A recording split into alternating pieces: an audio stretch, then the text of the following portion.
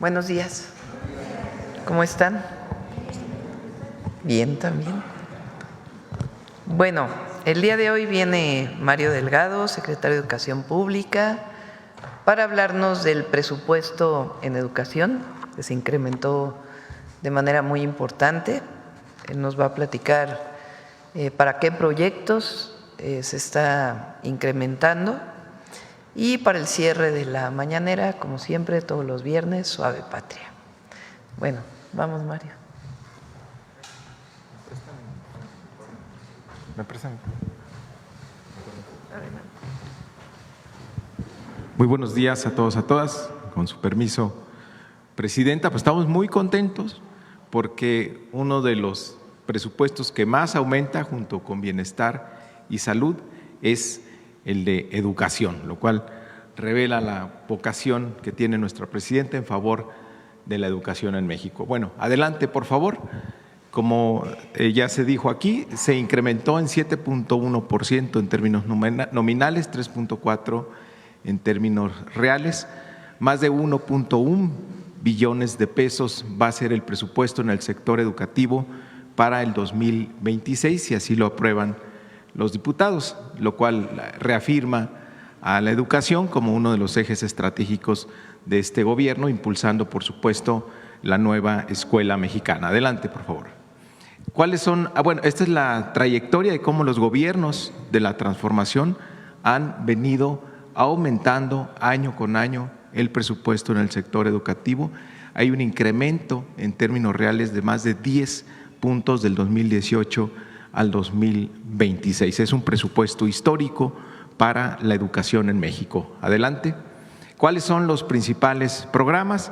El programa Rita Cetina, la beca Rita Cetina, que ya está en secundaria con 5.6 millones de becarios, ahora se va a extender a los estudiantes de educación primaria.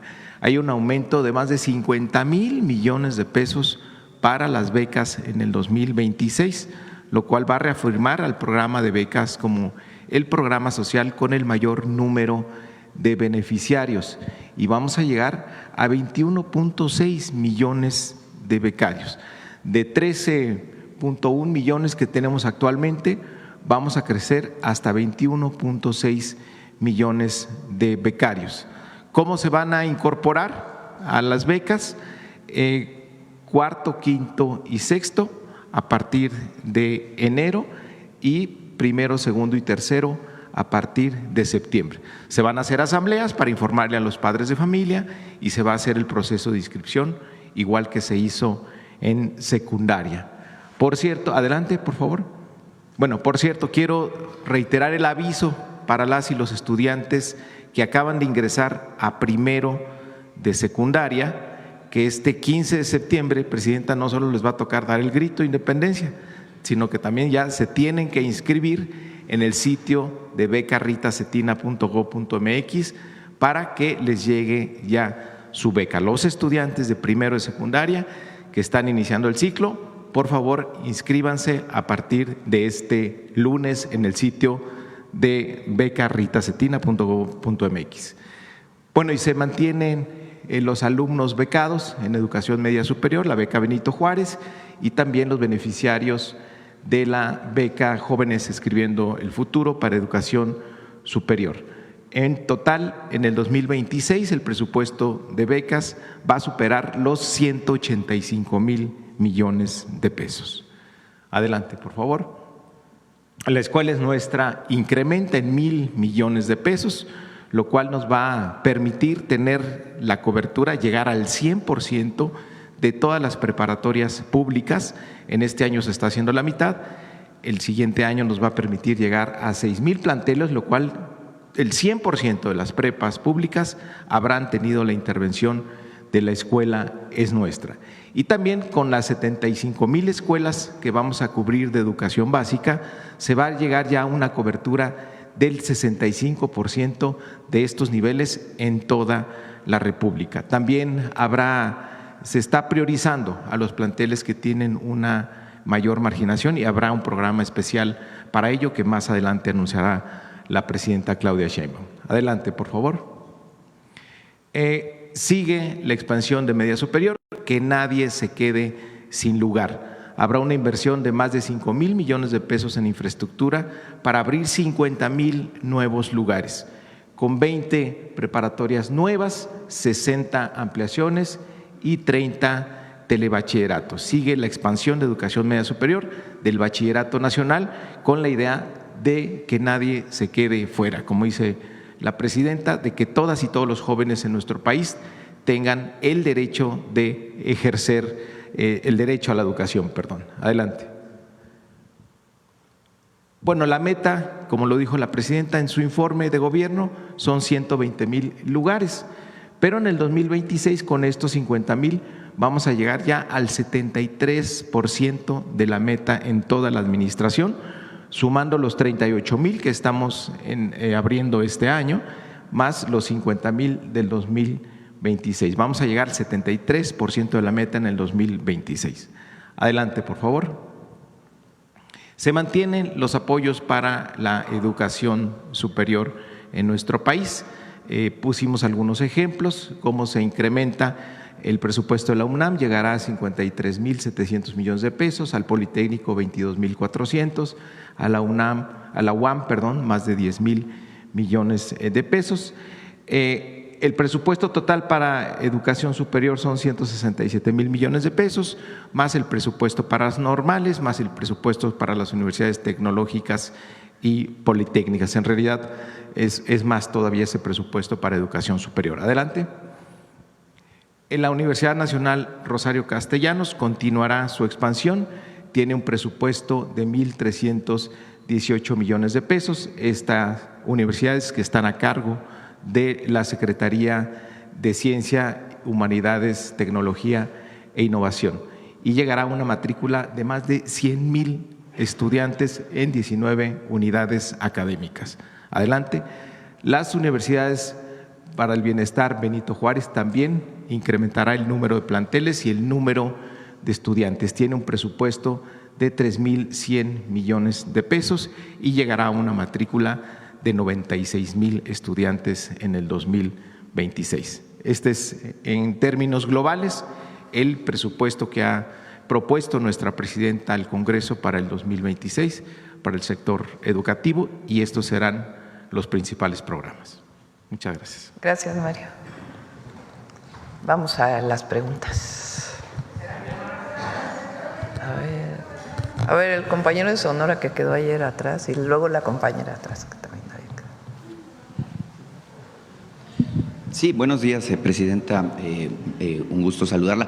Demián Duarte de Sonora Power. Y bueno, comentarle que seguimos ampliando nuestros horizontes. Ahora estamos también en Arizona, en una estación que se llama La Onda, que cubre Phoenix, Tucson, para nuestros paisanos. Y también en el Bajío, en un medio que se llama LJA. Entonces, seguimos ampliando ahí para la cobertura informativa con mucho gusto. Presidenta, resulta evidente que la visita que acaba de emprender a nuestro estado fue realmente muy importante, en particular por todos los temas que se anunciaron, todos los distintos programas que están en desarrollo. Mañana, casualmente, pues el gobernador Alfonso Durazo va a presentar su cuarto informe de gobierno. En este sentido, quiero preguntarle qué opinión tiene justamente del desempeño que tiene el gobernador Alfonso Durazo, cómo ha visto que se compagina justamente con los proyectos y planes de gobierno que usted misma ha emprendido, y sobre todo, tratar de ubicar el panorama que se viene para nuestro estado, para nuestra región en los próximos 2 años, presidente. Pues ya lo saben, muy buen gobernador. Estamos en Sonora haciendo mucha infraestructura de salud, varios hospitales, educativa, y estamos fortaleciendo el puerto de Guaymas con una inversión pública importante y privada muy importante, que administra Secretaría de Marina, ustedes saben. Después la carretera Guaymas-Chihuahua, que vamos a terminar, es una obra muy importante, son varios miles de millones de pesos en esta carretera y vamos a ir año con año avanzando. Es muy importante porque transporte de pasajeros, obviamente, automóviles, autobuses, pero el transporte de carga le permite tener una entrada a Ciudad Juárez, realmente, porque sería Guaymas, Chihuahua y después la carretera Chihuahua-Juárez. Se termina este año la Bavispe o Casas Grandes, que también es muy importante porque permite la conectividad también hacia Chihuahua, pero más al norte. Se está trabajando en distritos de riego, principalmente en el sur de Sonora, en un programa de agua, de abasto de agua para sobre todo la capital. Y ahora anunciamos este proyecto integral junto con los ganaderos y el gobierno del estado para fortalecer la producción de carne en Sonora, no solamente la exportación de cabezas de ganado, sino también la producción pues de una de las mejores carnes del país. Sí, la verdad es que la presencia de usted, presidenta, por cuarta ocasión, de manera oficial, pues no, como presidenta de la República, pues fue muy importante para nosotros. Es decir, nos da la certeza de que hay una atención directa por parte de la presidenta de la República. En el pasado, el expresidente Andrés Manuel López Obrador también tuvo pues esta atención. Usted sabe que Sonora, por la lejanía, pues en el pasado no era considerado de ninguna manera como prioridad de los gobiernos, no había infraestructura, no había hospitales, no había prácticamente nada, ¿no? Nos dejaban a nuestra suerte y en ese sentido pues hay mucho agradecimiento. Usted que estuvo ahí en el Centro de Usos Múltiples, yo estuve en el acto, pues pudo ver las muestras, ¿no?, de cariño que hay de los sonorenses. Había un letrero gigante ahí que decía Claudia, Sonora te ama, y algunas cosas así, manifestaciones que son pues muy propias de nuestro pueblo. Estamos realmente muy comprometidos, muy agradecidos también con todo el trabajo y el empeño que usted ha hecho, así que muchas felicidades por su primer informe y bueno, pues he reiterado que usted está invitada permanentemente a nuestra tierra. Presidenta, relativo a los proyectos de infraestructura, hace un mes le platicaba yo aquí de una situación que tiene que ver con una de las fronteras importantes, el caso de Agua Prieta. Mire, recientemente se arrancó incluso con los trabajos de construcción de la nueva garita, ¿no?, que nos va a conectar de manera muy eficiente con Douglas. Nada más que es paradójico porque, bueno, usted sabe, está la carretera Federal 2 que atraviesa por ahí, pero falta la vinculación. Yo le decía que hubo un litigio ahí con el ejido de Agua Prieta, que ya terminó, o sea, ya hubo una resolución judicial donde se ordena que se le pague al ejido el derecho de vía, pero el detalle es que sigue la obra pues en calidad de obra negra, ¿no? Y entonces en este sentido hay inquietud allá porque es la vinculación de la carretera federal hacia la frontera, que es lo que está pendiente. Entonces en ese sentido pues sería muy importante continuar ese proyecto que bueno pues se quedó ahí a medias, ¿no? De acuerdo. Y bueno, presidenta, hay muchos temas relativos a lo que tiene que ver justamente con su primer informe de gobierno. A mí me generó mucho impacto el dato que usted dio, que creo que es el de los más relevantes en términos de que México es hoy por hoy el segundo país con menores niveles de desigualdad en todo el continente americano. Creo que es un dato muy importante que debe ser subrayado y repetirse. Ahora, en este sentido, veo yo con mucho interés lo que usted ha presentado como propuesta de presupuesto, ley de ingresos, presupuesto de egresos, los criterios generales de política económica que hablan de volver a la vía del crecimiento de la economía hasta 2.8%. Decía el secretario de Hacienda, Edgar Amador, que México puede sorprender al mundo en términos de lo que es el potencial que tiene su economía, su crecimiento, todo lo que se viene haciendo y construyendo con el Plan México, y toda esta visión, donde incluso pues usted acaba de mencionar el tema de la carne, ¿no?, que nosotros creemos que es la mejor carne del mundo, además la que producimos en Sonora. Ahora, yo le quiero preguntar en este sentido tenemos los resultados, tenemos el plan, tenemos la visión. ¿Qué expectativa tiene usted justamente para nuestro país en los próximos años? Es decir, vemos que salieron 13.400.000 personas de la pobreza multidimensional, 17 millones salieron de la pobreza por ingresos, pero obviamente que podemos pensar que el cielo es el límite al respecto, pero yo quisiera preguntarle muy puntualmente qué envisiona usted como presidente de la República en esta etapa de lo que pudiera ocurrir con México. ¿Dices en pobreza o en general? Bueno, en el caso de la pobreza es importantísimo, obviamente, pero obviamente en general también, ¿qué es lo que usted ve de nuestro país? Yo digo, México puede ser pues la potencia emergente del momento. Usted ha dicho, cuando presentó el Plan México, que tendríamos que convertirnos en una de las 10 economías más grandes y más potentes del mundo. Bueno, en ese sentido yo quisiera una opinión en general de qué es lo que usted ve. El objetivo es, durante mucho tiempo se habló solo del crecimiento económico. Esa era la medida preferida del neoliberalismo: crecimiento, crecimiento, crecimiento, que es producir más riqueza en los países. Muchos países que crecieron no necesariamente disminuyeron pobreza ni disminuyeron desigualdad. Nuestra visión no solamente es crecer, sino distribuir la riqueza para disminuir la pobreza. Hay 3 acciones que se siguieron con el presidente López Obrador que fueron claves para disminuir la pobreza y las desigualdades. Uno fue el aumento salarial, el salario mínimo, que entre 2018 y 2025, ya con el 12% que aumentamos nosotros, tiene un aumento de 135% en términos reales. Se pasó el salario mínimo de 3,000 y poquito a más de 8,000, 8,600 está ahora, ¿no?, el salario mínimo. Y en términos reales, es decir, quitando inflación, 135%. Aumentar el salario mínimo tiene un efecto redistributivo. Primero, porque no solo aumenta el salario mínimo, sino los otros salarios, el que sigue del salario mínimo, salario medio también aumentó. Es decir, todos empezaron a ganar más, todos los trabajadores y trabajadoras, producto del incremento al salario mínimo. O sea, hay una empresa que produce y antes le pagaba a los trabajadores poquito y ahora le paga más, pues hay distribución de la riqueza generada por esa empresa. Entonces, ese es el primero para disminuir pobreza y desigualdad. El segundo son los programas de bienestar, que son transferencias directas del gobierno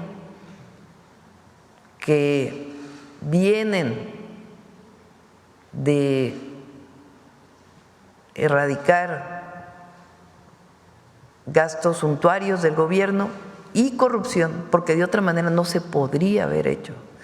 El que este año, el 2026, casi 1 billón de pesos, 1 billón, o sea, 1 millón de millones de pesos va a ser distribuido a través de los programas de bienestar, que son nuevos derechos sociales. Adultos mayores que tuvieran pensión o no y tienen 3,100 pesos mensuales por adulto mayor de transferencia directa, más todos los programas de bienestar, las becas importantísimas para poder mejorar la atención a las niñas y a los niños y además mejorar los ingresos de las familias que tienen hijos en edad escolar. Y el tercero tiene que ver con la obra pública que se abandonó durante tantos años. Recursos públicos que vienen del cobro de impuestos y derechos al pueblo de México que regresan en obra pública: Tren Maya, Interoceánico, obras de agua, carreteras, caminos artesanales, etcétera, etcétera. Esas 3 acciones, entre otras, que tienen una visión de un proyecto económico distinto, pues colocan hoy a México en una situación completamente distinta a la que tenía en 2018, de ser uno de los países más desiguales del mundo. La peor desigualdad fue en el periodo de Calderón, la peor, a hoy ser medido un índice de desigualdad que se llama el índice de Gini. Somos el segundo país menos desigual en el continente después de Canadá. Entonces, por supuesto que la transformación está en marcha, funciona y mejora la calidad de vida, sobre todo de los que menos tienen. Entonces, esa misma visión con algunas acciones nuevas, es la que nosotros representamos. Programas de bienestar, aumento al salario mínimo, obra pública y además algunas acciones que vamos a ir presentando poco a poco. Proyecto O-Línea y los otros proyectos de desarrollo tecnológico pues tienen también la visión de impulsar el desarrollo. El que tengamos un porcentaje importante del PIB en obra pública potencia la inversión privada y todo el Plan México, que tiene que ver con que los privados inviertan más en México a través de ciertos incentivos para poder generar empleos mejor pagados en el país y mayor capacidad industrial en México que se fue perdiendo.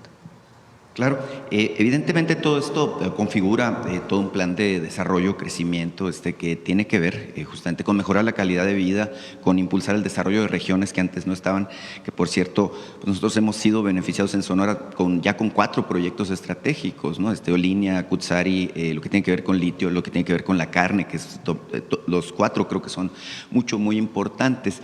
En ese sentido, bueno, pues es reiterado, ¿no? Este sentimiento de mucha empatía, de mucho agradecimiento que tenemos en Sonora. El gobernador lo mencionó en su mensaje, ¿no? Que el 82.7% de los sonorenses, bueno, pues están de acuerdo, ¿no? Con su manera de llevar las cosas, y obviamente que se palpa también, bueno, esta cercanía, ¿no? Entonces, reiterárselo de esa manera. Presidenta, la semana pasada usted habló someramente aquí en la mañanera de la presencia del gobernador y del alcalde de Cajeme, del gobernador Alfonso Durazo y del alcalde de Cajeme, Javier Lamarque. Dijo que vinieron justamente para participar en la mesa de seguridad, en donde, bueno, se establecieron algunas consideraciones y estrategias relativas a la situación que lamentablemente ha prevalecido en Ciudad Obregón como foco rojo en términos de lo que es la violencia. Yo me quedé con la inquietud de preguntarle, ya se lo pregunté a Javier Lamarque, me dio algunos datos, pero quiero preguntarle a usted qué es lo que se acordó, cuál va a ser la estrategia, cómo se va a hacer para lograr, bueno, pues esto que tiene que ver con pacificar Cajeme y con ello, pues evidentemente el sur de Sonora. Sí. Ha disminuido en los últimos 6 años el número de homicidios en Cajeme, pero en los últimos 2 meses se incrementó un poco. Ayer, por ejemplo, estuvo la gobernadora de Chihuahua y el presidente municipal de Ciudad Juárez en el gabinete de seguridad. Chihuahua también tiene en el último mes, o sea, mes de septiembre, se están incrementando un poco los homicidios. Entonces, cuando vemos eso, llamamos al gobernador, al presidente municipal, no solamente es en Ciudad Juárez, también en Chihuahua ha aumentado, pero en este caso nos concentramos en el norte de Chihuahua, en Ciudad Juárez. Hablamos con ellos, nos dicen qué es lo que están planteando y tomamos acuerdos de mayor coordinación para disminuir el delito y no esperar a que la tendencia pues nos rebase. Lo mismo es en el caso de Sonora y particularmente de Cajeme, que ha ido aumentando en el último mes y medio un poco los homicidios. Entonces, ahí acordamos mayor coordinación en temas de inteligencia e investigación que lleven a detención de presuntos delincuentes vinculados con estos homicidios, pero también el fortalecimiento de la atención a las causas. Ahí está ya trabajando Secretaría de Gobernación con este programa. Es una zona de mucha producción agrícola. Entonces, ahí en San Quintín y en otros, San Quintín en Baja California, en Cajeme lo vamos a empezar a hacer, en Michoacán, en el caso del aguacate, estamos trabajando en el tema de jornaleros agrícolas, porque viene mucha migración. Y no es que la migración esté asociada al aumento del delito, sino que genera condiciones de venta de estupefacientes por la sobreexplotación que a veces existe y el uso de metanfetaminas. Entonces estamos entrando en un programa, particularmente en Cajeme, que tiene que ver con eso, de disminución de consumo de drogas y al mismo tiempo de atención a la población que viene de otros lugares a Cajeme a trabajar para que pues vivan en mejores condiciones y no haya la sobreexplotación del trabajo. Y eso pues evidentemente también va a ayudar.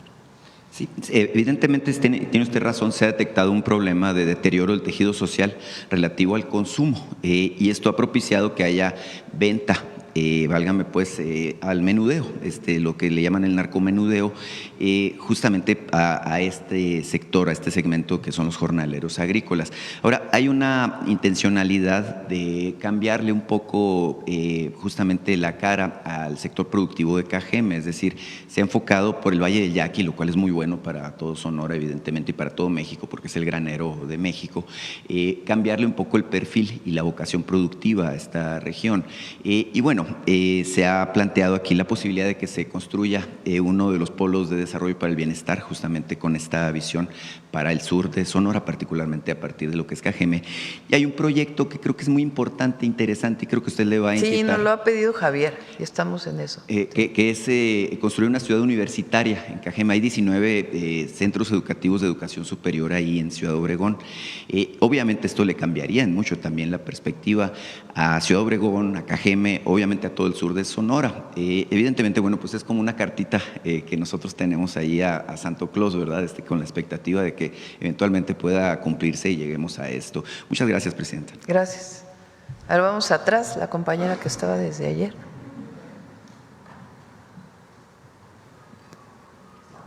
Gracias, Presidenta. Buenos días. Judith Sánchez Reyes, de Perspectivas MX y Grupo Milet.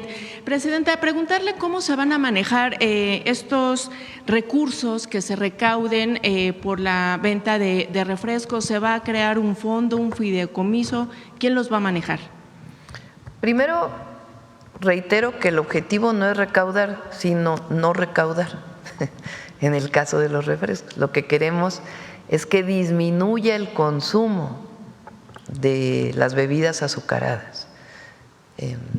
Que por cierto, ayer estaba viendo que en la red X lanzaron ahí una campaña, hicimos un análisis, no lo traemos, pero 90% son bots de esa campaña, pagada no sé por quién, en contra del peso adicional al costo del refresco de 600 litros.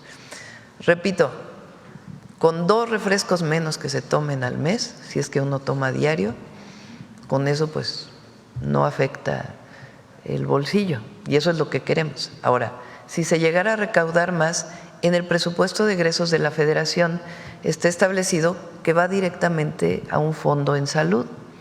¿Para qué se va a utilizar? Para las estrategias que se plantearon el día de ayer para atender el problema de diabetes, hipertensión, que está vinculado al consumo excesivo de bebidas azucaradas, y también lo que tiene que ver con la atención de hemodiálisis, de la enfermedad renal, que es uno de los padecimientos más tristes y dolorosos para la gente y que requiere pues una intervención de muchos recursos económicos para mantener con buena calidad de vida a la gente. Pero este fondo ¿lo va a manejar directamente la Secretaría de Salud o la Secretaría de Hacienda? Secretaría de Salud.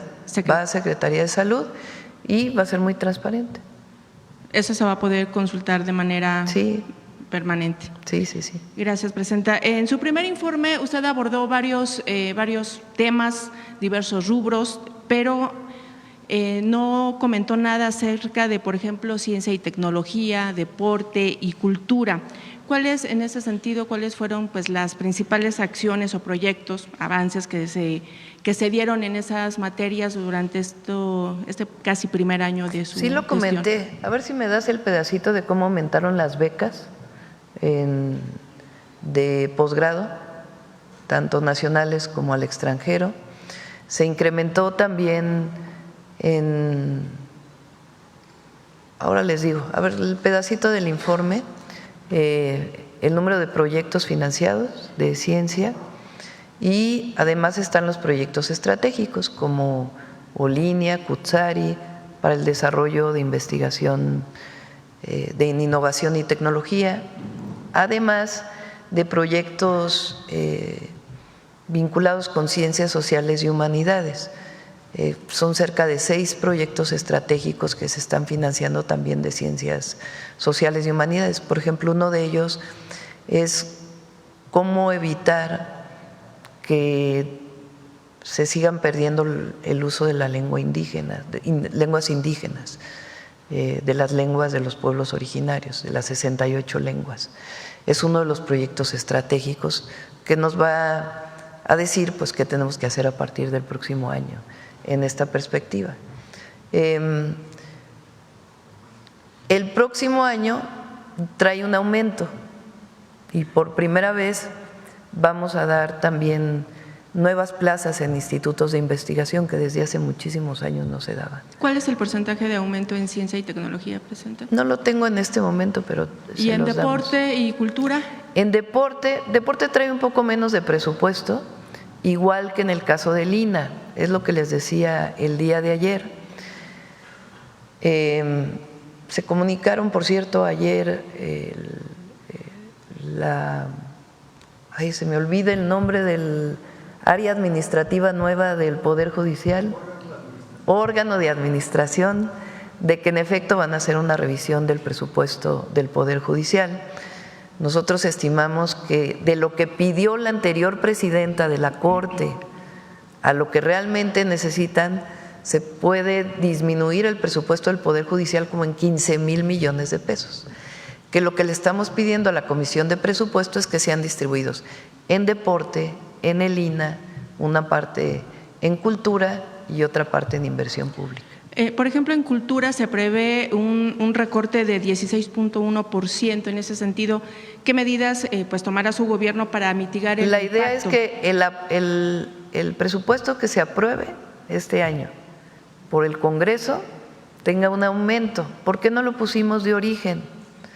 Pues porque el objetivo es disminuir el presupuesto que presentó la antigua presidenta de la Corte, que tenía un aumento absolutamente exagerado. ¿Por qué no lo movimos desde el inicio? Porque hay una ley que dice que el presupuesto que envían los organismos autónomos tiene que ser puesto en el presupuesto tal cual lo enviaron. Y el único que lo puede modificar es el Congreso. Entonces, la Corte aumenta su presupuesto, el Poder Judicial aumenta su presupuesto de acuerdo con lo que pidió la expresidenta de la Corte, Norma Piña, a el Congreso en 15% de aumento.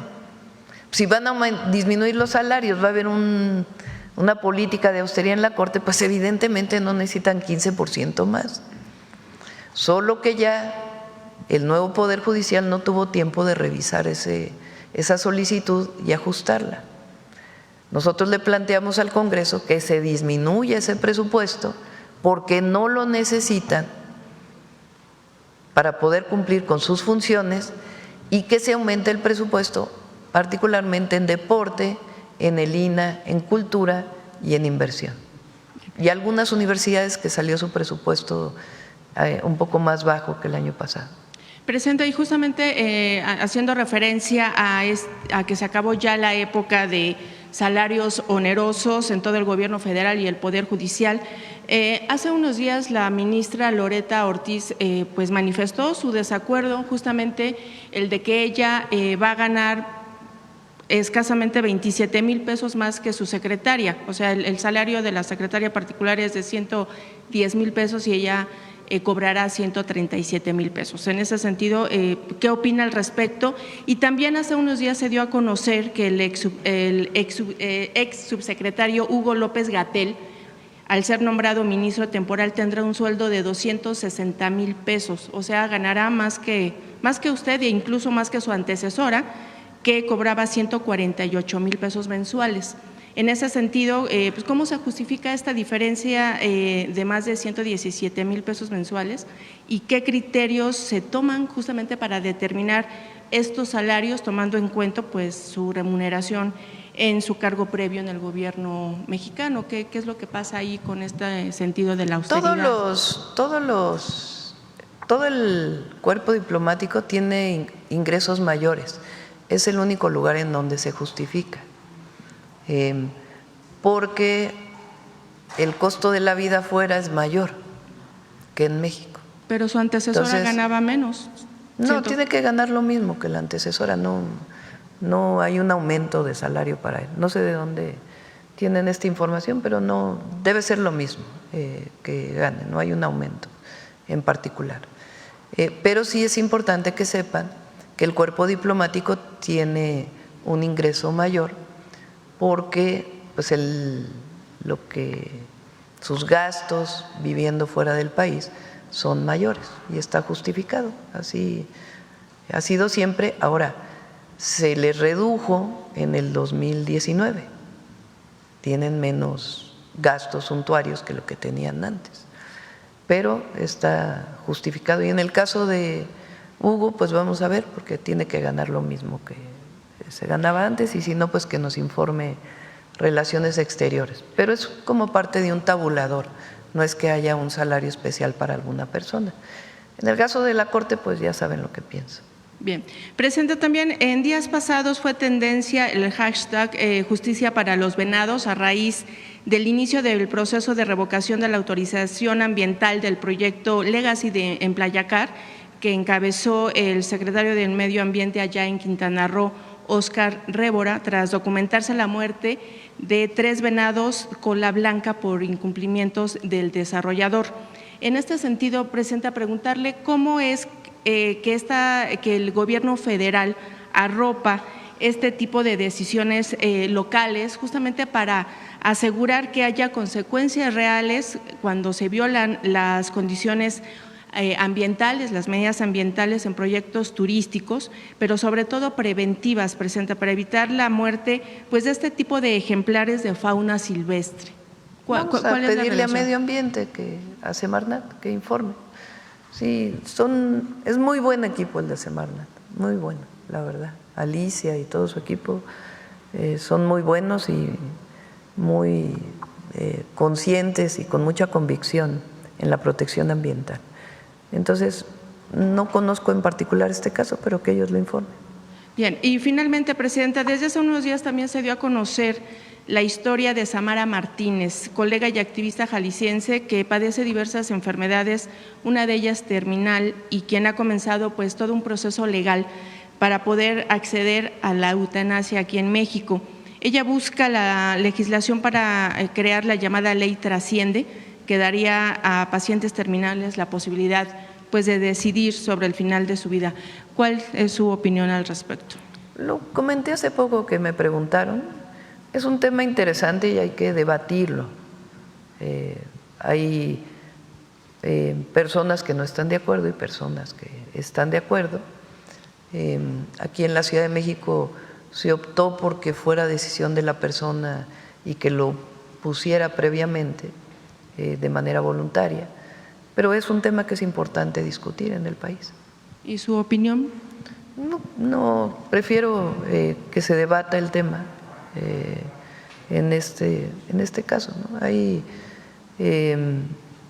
personas que piensan que está bien y personas que opinan lo contrario, y que se debata, que se discuta. Es importante frente a un sufrimiento como este que haya un debate en el país sobre esto. Gracias, Presidenta. Sobre Alma. Gracias, Presidenta. Buenos días.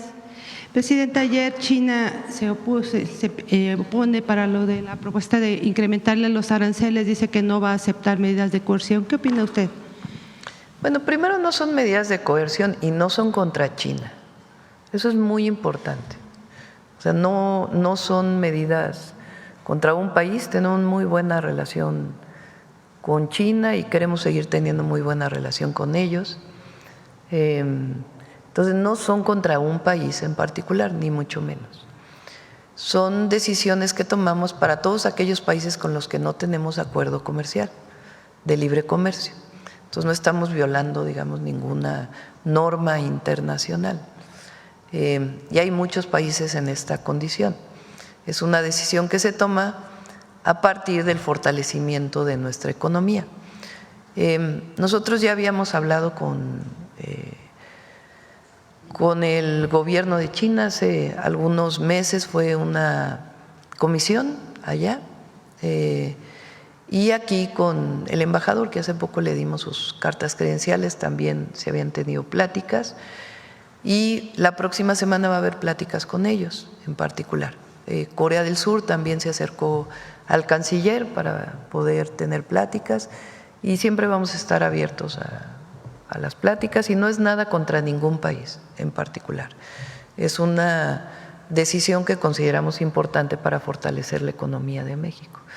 Pero la plática con todos está abierta. Entonces no son ni discriminatorias, ni de coerción, ni nada que tenga que ver con eso.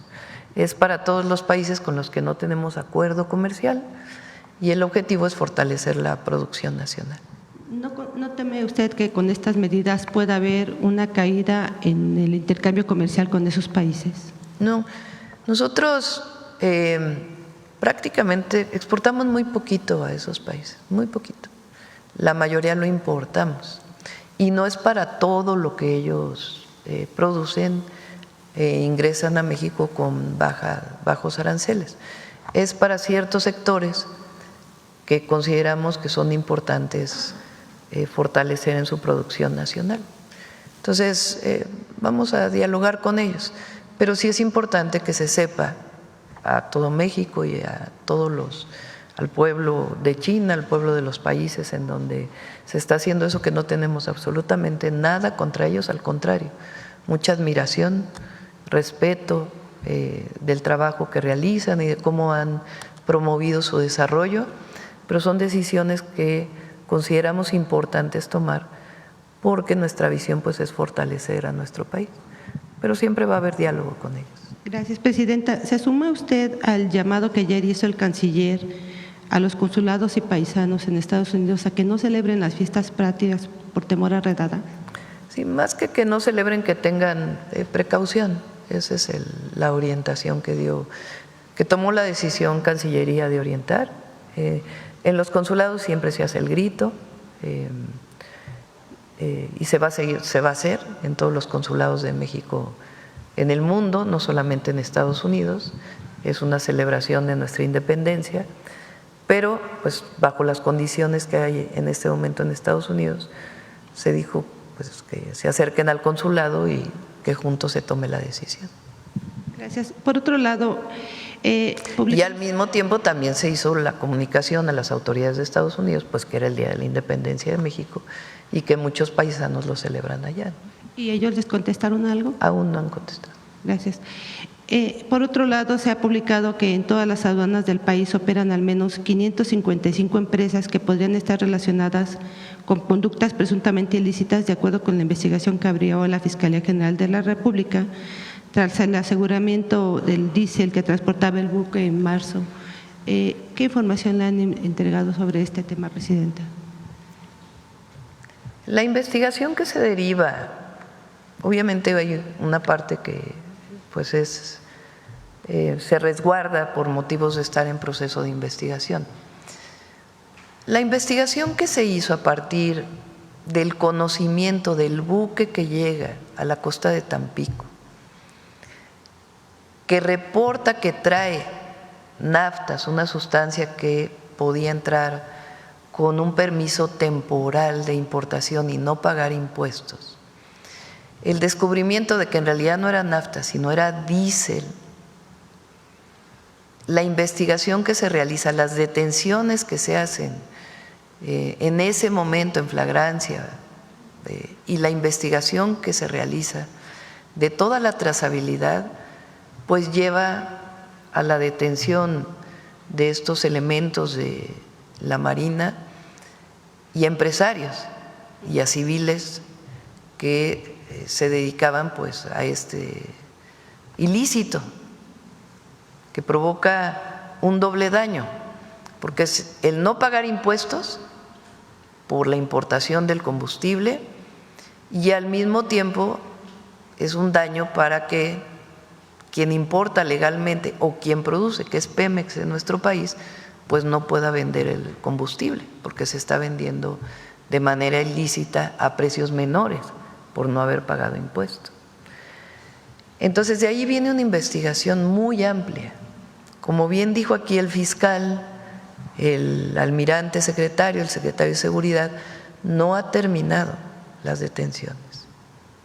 Todavía sigue la investigación en curso.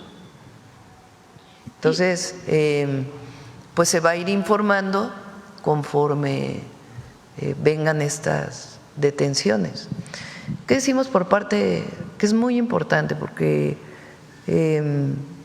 los adversarios y algunos dueños de medios de comunicación, bueno, de concesiones de medios de comunicación y comentócratas y demás, dicen la corrupción lo estamos deteniendo nosotros.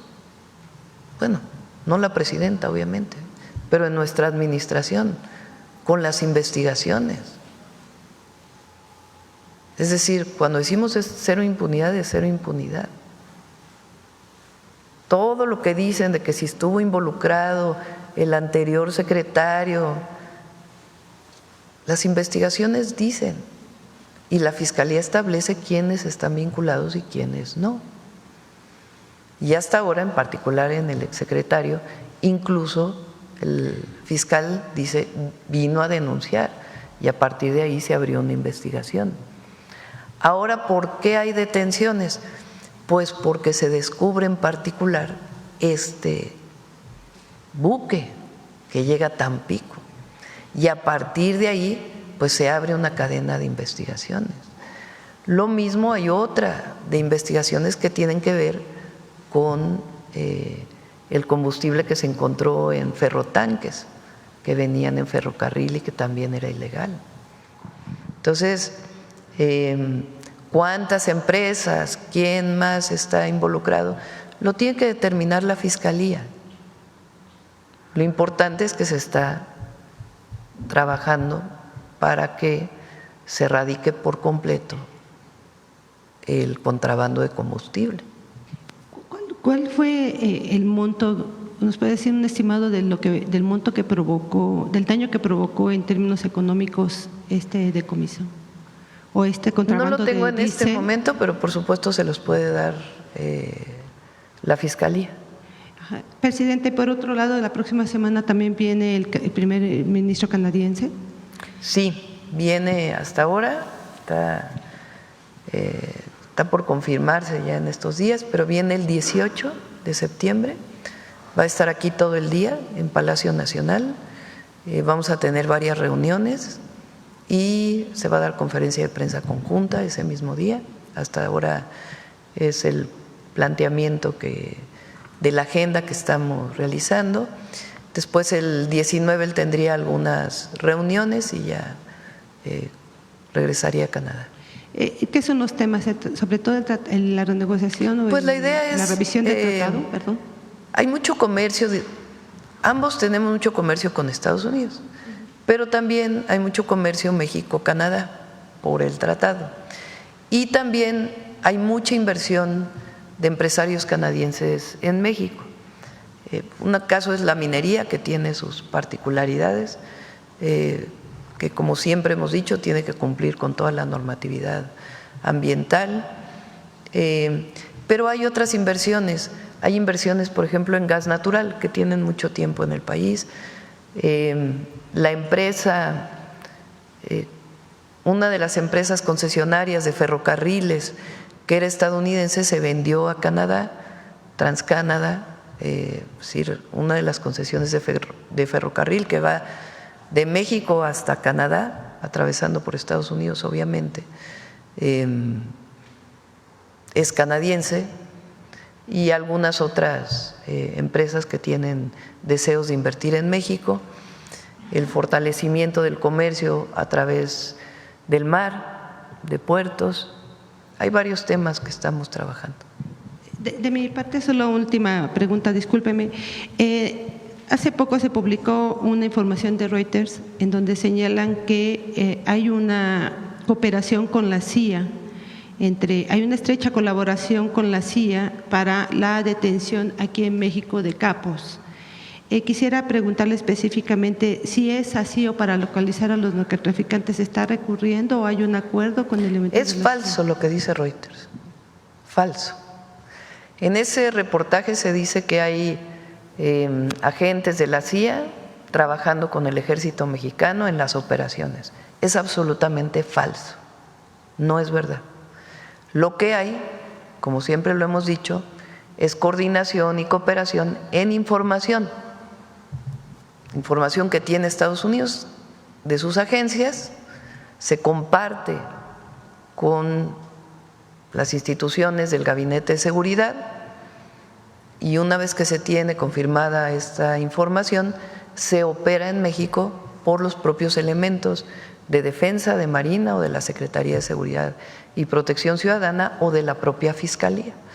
Pero no es verdad que haya elementos de la CIA en operaciones del Ejército Mexicano. Eso es totalmente falso. ¿Y de esa agencia no le pidieron permiso para que pudieran Enviaron solicitud de información, a ver si la próxima semana se las ponemos aquí. Finalmente no se contestó a la información pero sí se les dijo que era falso. O sea, no se contestó por escrito, pero sí se les dijo que lo que estaban presumiendo ahí no tenía fundamento. Gracias. Educación. A ver, ¿quién más? ¿Quién más? A ver acá.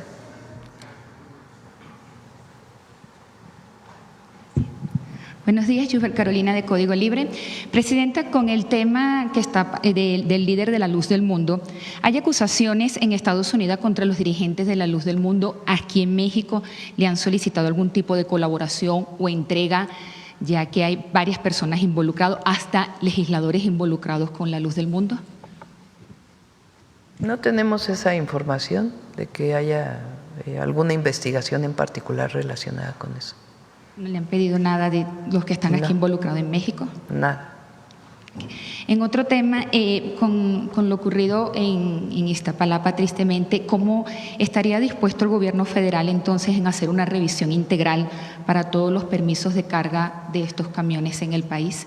Ya está trabajando Secretaría de Energía con Secretaría de Infraestructura, Comunicaciones y Transportes para fortalecer la regulación, sobre todo el transporte de gas LP, que es muy importante. Aquellos que tienen, son permisos federales y además aquellos que en particular tienen placa federal.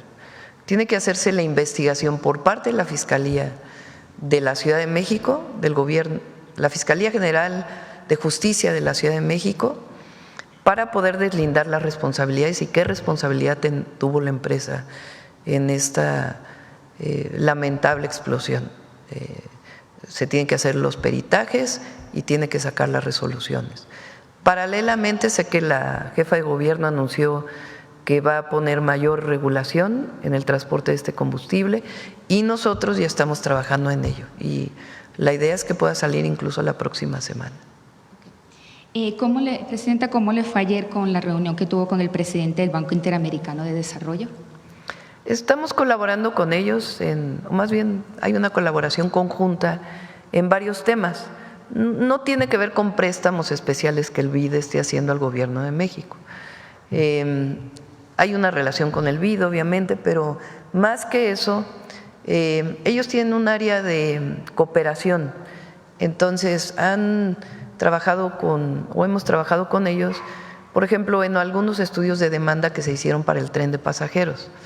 Ellos apoyaron a fondo perdido el estudio.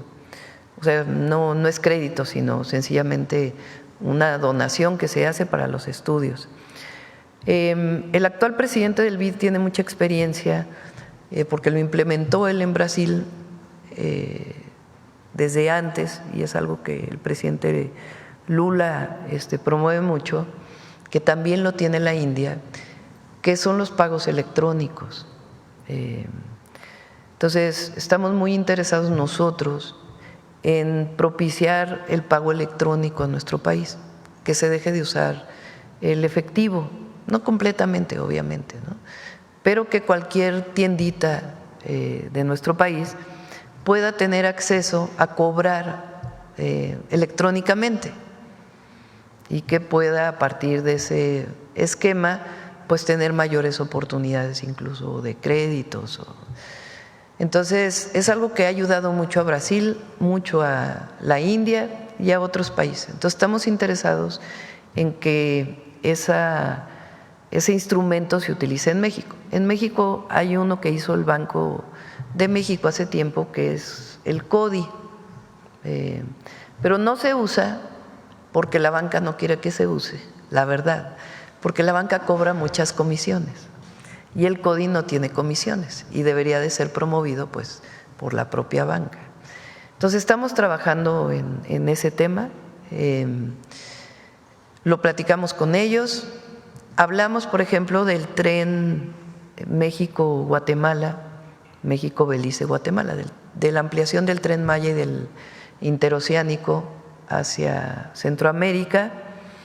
Ellos están dispuestos a hacer estudios de rentabilidad de esos trenes para Belice y para Guatemala. Es algo que platicamos en su momento con el primer ministro de Belice y con el presidente de Guatemala. Entre otros temas, hablamos también del Plan México, de los polos de desarrollo para el bienestar y también pues de temas ambientales que ellos financian. Ok, Presidenta, también ahorita que hablábamos del tema de migración, su postura y todo, estuvo la directora general de la Organización Internacional para la Migración, se reunió con el canciller Ramón de la Fuente. ¿Usted tiene detalles de esa reunión, los temas que se tocaron en migración? Sí, también se reunieron con la secretaria de Gobernación. Le pedimos que pueda darles toda la información. Ok, y por último ya nos vemos aquí en la mañanera el miércoles, ¿verdad? Bueno. Sí. Les vamos a dar libre lunes y martes. Íbamos a hacerlo el lunes, pero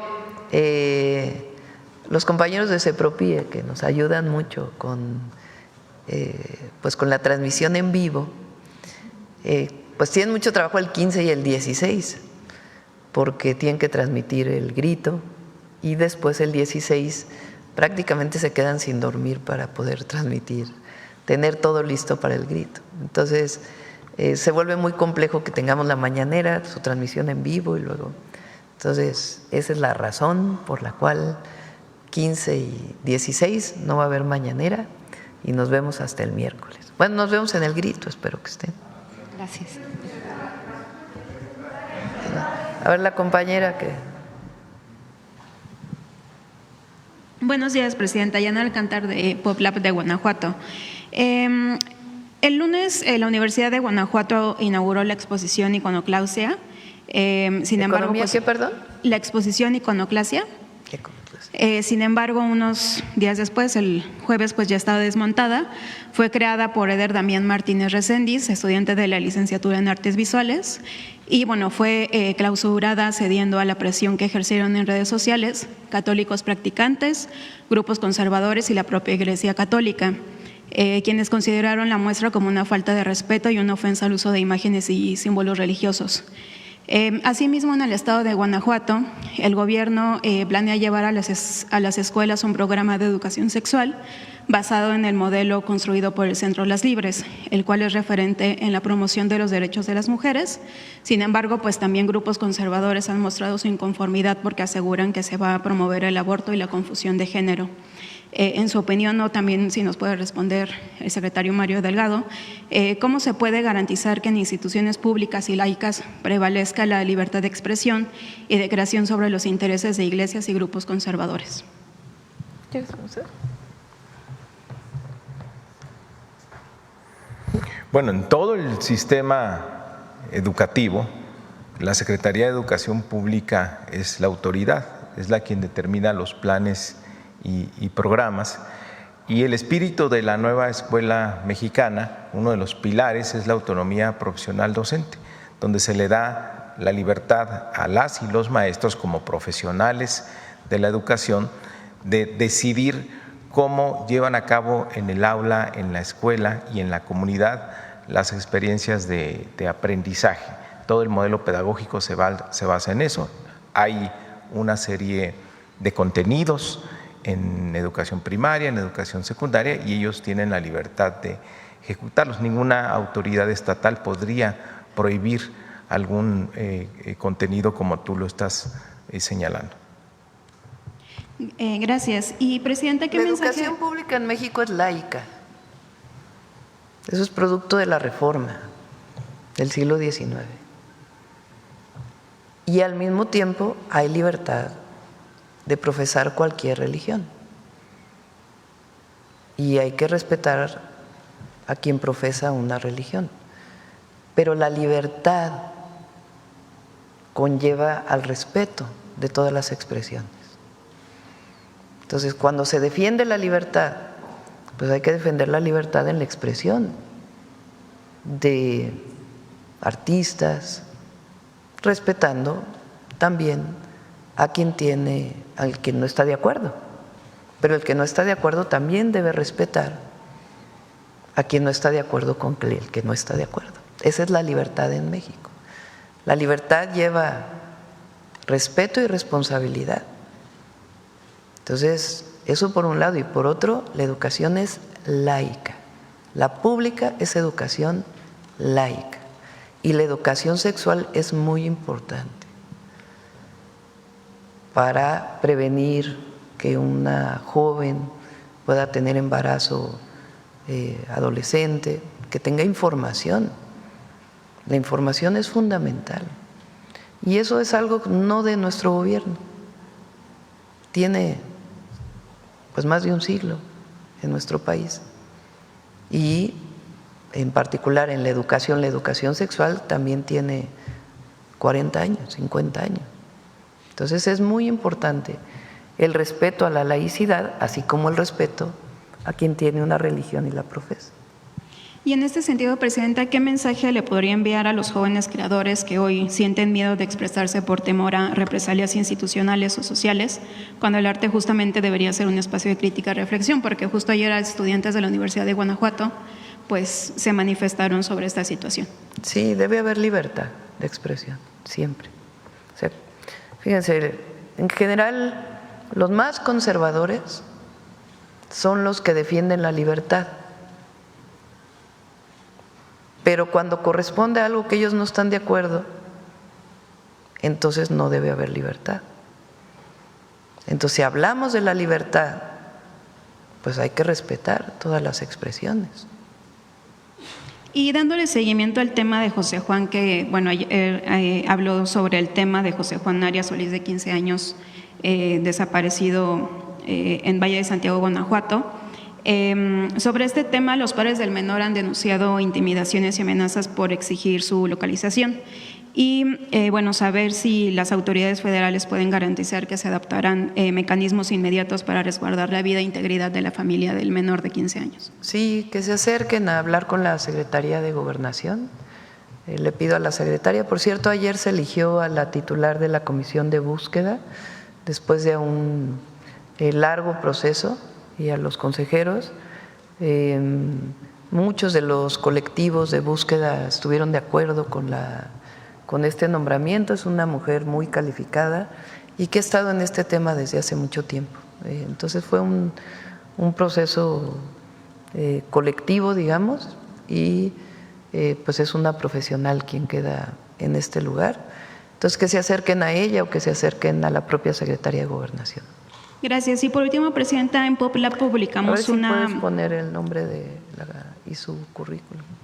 En Popla publicamos una investigación sobre la entrega de recursos desde el gobierno de Guanajuato entre 2018 y 2024 a un organismo privado, la Concamín Bajío. Fueron más de 184 millones de pesos, monto que supera el gasto anual de instituciones como la Procuraduría de Protección a Niños, Niñas y Adolescentes, los Institutos de la Mujer y de la Juventud, la Procuraduría de Derechos Humanos, la Secretaría de la Honestidad o la Comisión del Deporte. Con ese dinero, el dirigente Ismael Plasencia Núñez, amigo personal del exgobernador Diego Sinúe Rodríguez, contrató a sus propias empresas y las de sus colaboradores de la Concamín, realizando un negocio redondo. Hasta ahora el Estado no se ha pronunciado y mucho menos la propia organización empresarial. También han sido particulares quienes han presentado denuncias al respecto ante los órganos de fiscalización estatales. Presidenta, sabemos que es un tema local, pero nos gustaría conocer su opinión al respecto, sobre todo porque hemos estado solicitando el posicionamiento de la Concamín Nacional y la respuesta de su dirigente nacional, Alejandro Malagón, es el silencio absoluto. Vemos a los empresarios muy críticos de posturas oficiales, a lo cual tienen derecho, pero absolutamente omisos cuando los abusos y las irregularidades ocurren entre sus propios compañeros agremiados. ¿Y esta investigación está en alguna fiscalía o en alguna institución? Pues digamos que de Populap se hizo una denuncia ante la fiscalía, pero bueno, de parte de Concamín no se ha tenido una respuesta. Pues le pedimos ahí a la secretaria, a lo mejor no tiene atribuciones en este caso, porque es recurso estatal, pero le pedimos a Raquel que pueda revisar el caso. Gracias. Sí, a ver qué va aquí. Luego vamos para acá. Gracias, Presidenta. Buenos días. Bueno, si me permite preguntarle al secretario de Educación Pública, la última vez que nos visitó decía que todavía había unos 12,000 jóvenes que no habían logrado entrar al nivel medio superior por distintos motivos, porque quizá no concluyeron todo el nuevo proceso ahora que ya no hay el examen de Comipems. Se había abierto una nueva convocatoria. Saber de estos 12,000 si ya se lograron colocar después de la segunda convocatoria que hicieron, por favor. Así es, y incluso tuvimos alrededor de 15,000 más que no se habían inscrito y a todos se les ha asignado un lugar. Y quedó la estadística de que el 98% quedó en sus 3 primeras opciones. Entonces se pudo lograr que nadie se quede fuera en la zona metropolitana del Valle de México y pues validando este nuevo proceso de inscripción ya no hay examen, se hace directo a través de la plataforma Mi Derecho, Mi Lugar. Entonces tenemos más estudiantes, o sea, el haber quitado el examen motivó a más estudiantes a inscribirse a educación media superior.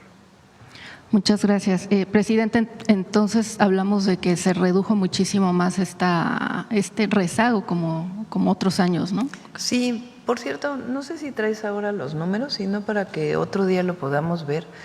Han salido varias publicaciones en los medios o en las redes de que la deserción escolar es mucho mayor ahora. En realidad es un fenómeno, digamos, poblacional, que como nacen menos niños, desde hace ya algún tiempo, porque se ha reducido la tasa poblacional, antes se tenían 5 o 6 hijos, ahora las familias tienen 1 o 2 hijos en promedio. Obviamente hay familias que tienen más y hay familias pues que no tienen hijos, pero se ha reducido mucho la tasa poblacional desde hace ya varios años. Entonces, cuando llegan a la edad de 15 años, pues ya son menos los de 15 de hace 5 años que los de ahora. Entonces hay una reducción en esa pirámide poblacional, hay menos jóvenes porque hace 15 años pues hubo menos nacimientos. Entonces ese fenómeno poblacional lo están tomando como si fuera deserción, pero en realidad pues no es deserción, sino que hay menos población en ese rango de edad. No sé si lo traes ahora, adelante. Sí, efectivamente, como menciona la presidenta, han salido algunos estudios o unas organizaciones que argumentan que que está aumentando la deserción. Pues se tiene que considerar el factor poblacional. Es decir, el grupo de edad entre 6 y 11 años ha venido cayendo, pues por lo menos desde el 2015. Entonces, si tienes menos jóvenes, menos niños, menos niñas, evidentemente eso impacta en la matrícula. Pero la deserción se cubre en cuántos ingresan, por ejemplo, en primaria, que es a partir de cuándo se puede medir, cuántos ingresan en un ciclo a primaria y cuánta esa generación, cómo concluye 6 años después. Esa es la forma correcta de medir la deserción. Y ahí en primaria pues tenemos una cobertura del 100%. Los niveles de deserción en primaria son muy bajos. Y ahí, además, ahora con la beca Rita Cetina, pues eso se va a consolidar. Luego tienes el grupo poblacional entre 12 y 14 años, que sería el equivalente de secundaria.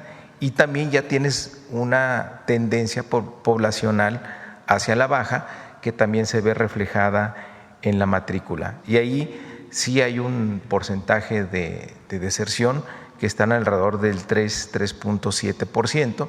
Ahora con la beca Rita Cetina nosotros estimamos que eso va a disminuir, pero tenemos una cobertura del 93% en secundaria.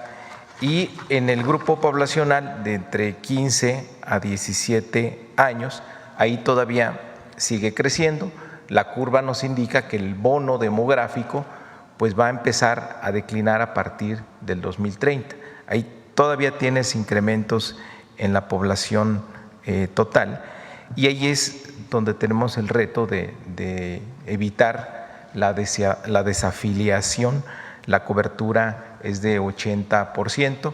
Presentábamos en las metas que estableció la presidenta en su informe de gobierno de llegar a 120,000 lugares más. ¿Para qué?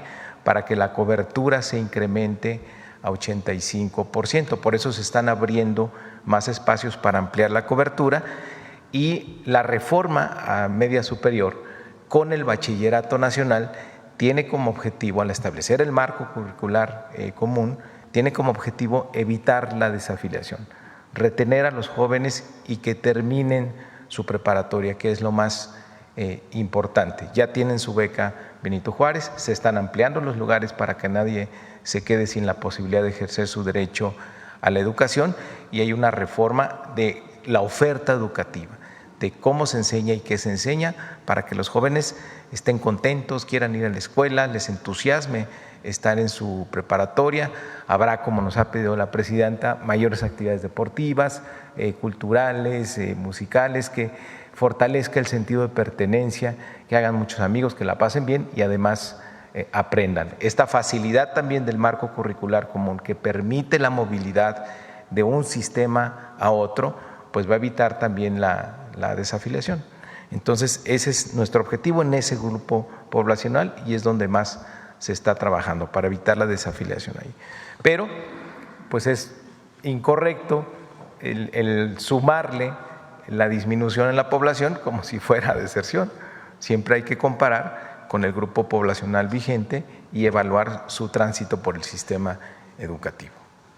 Gracias, secretario. Y una disculpa, presidenta, no me presenté, Joana Flores, de Grupo ASIR. En otro tema, hace unos momentos hablaba usted de salario mínimo. Presidenta, saber si ya tienen definido cuánto podría incrementar el próximo año. Sé que hay una Comisión Nacional de Salarios Mínimos donde se trabaja todo este tema, pero ¿cuál sería la propuesta de su gobierno para 2026? El objetivo que tenemos es que de 2025… Bueno, que el objetivo es que en el 2030 un salario mínimo alcance para comprar 2.5 canastas básicas. En este momento alcanza para comprar 1.7 canastas básicas. Entonces, así está calculado cuánto debe ser el incremento salarial de cada año. Quisiera no decirlo en particular para el 26, pero ese es el objetivo. Y se trabaja conjuntamente, tanto con la representación de los trabajadores como con los empleadores, con los empresarios. Pero ese es el objetivo y lo vamos a alcanzar. El año, bueno, para este año fue 12%, ¿es algo similar? Puede seguir aumentando el mismo porcentaje y llegaríamos a las 2.5 canastas básicas, evidentemente manteniendo la inflación en máximo 4%.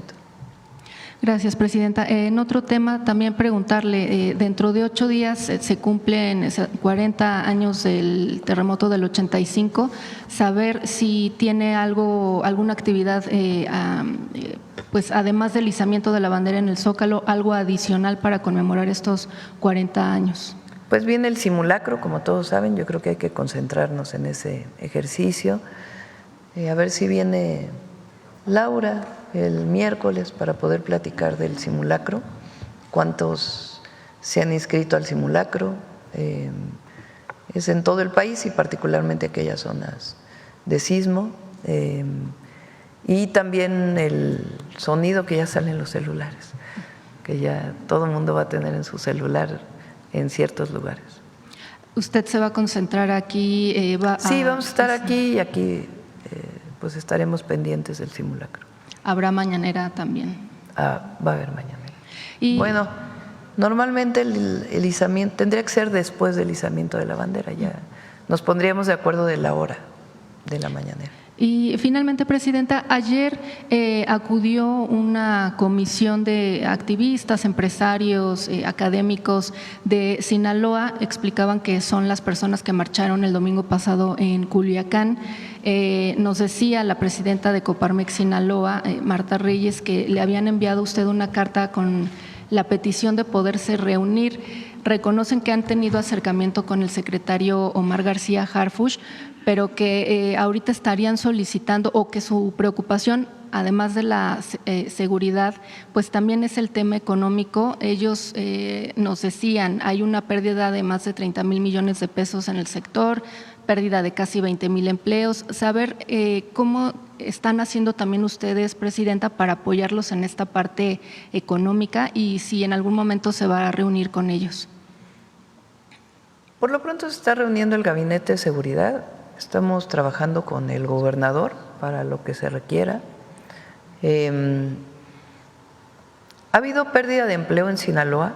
Mucho tiene que ver con la sequía. Ahorita ya afortunadamente ya está lloviendo, pero la principal pérdida de empleo es el sector agrícola y no está necesariamente vinculada al problema de violencia, sino más bien al problema de la sequía. De todas maneras, pues es importante siempre apoyar a Sinaloa. Y son con muchos grupos que nos reunimos. El secretario de Seguridad, y puede ir el secretario de Desarrollo Económico, de Economía a Sinaloa, ahora que vayan la próxima vez, para hablar no solo con ellos, sino con distintos sectores, ¿no? Muchas gracias. Porque hay, bueno, ya ni me quiero meter, mejor. Diálogo abierto, no necesariamente con un sector. Gracias, Presidenta. Buenos días, Presidenta. José Manuel Fuentes, de Capital 21, corazón de la capital. Preguntarle cuál es la importancia histórica de este presupuesto educativo, que es de 1.1 billones de pesos, sobre todo si lo vemos también desde el punto de vista histórico, de que los gobiernos neoliberales fueron dejando la educación e incluso la intentaron privatizar con la reforma educativa.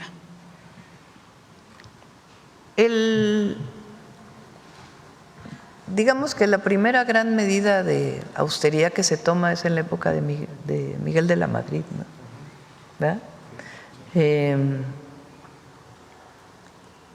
Y decían hay que reducir el gasto. ¿Quién daba esas orientaciones? El Fondo Monetario Internacional, el Banco Mundial, que era quien prestaba los recursos.